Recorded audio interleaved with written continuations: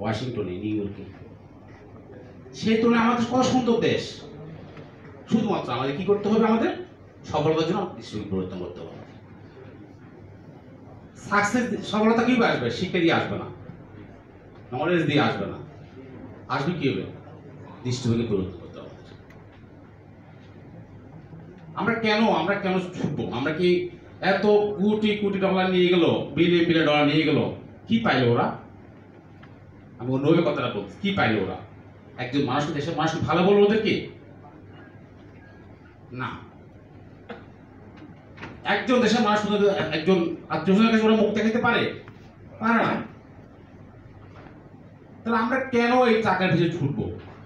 আমরা যদি একটু যদি বা পরিবর্তন হই, আমরা কেন?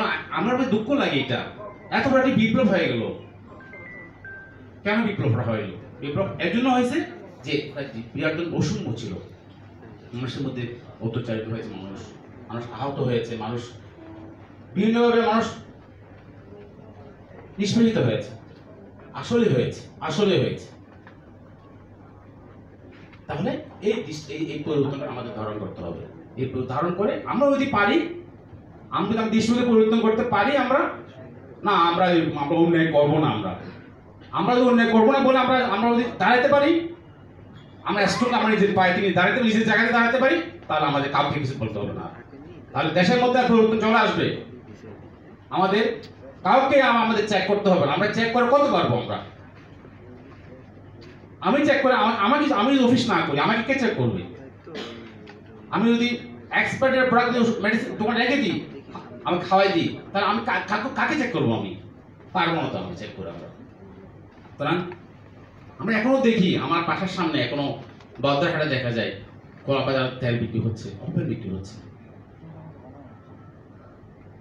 ড্রামা বিক্রি হচ্ছে। প্রতিদিন দেখি কি ব্যস্ত, কি ময়লা দোকান, কিন্তু ড্রামা তেল বিক্রি হয়ে যাচ্ছে, খারাপ খাচ্ছে। এবং ওপেন এই তেলগুলো দিয়ে পিঠা বানায় বিক্রি করতেছে ওরা।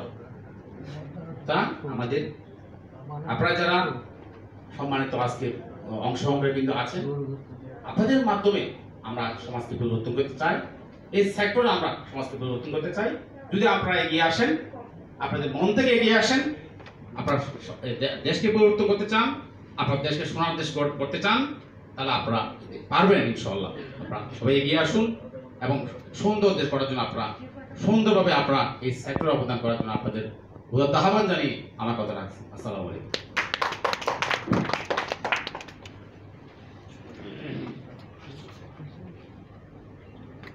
ধন্যবাদ জানাচ্ছি চট্টগ্রাম জেলার সিভিল সার্জন মহোদয়কে স্যারের মূল্যবান বক্তব্যের জন্য।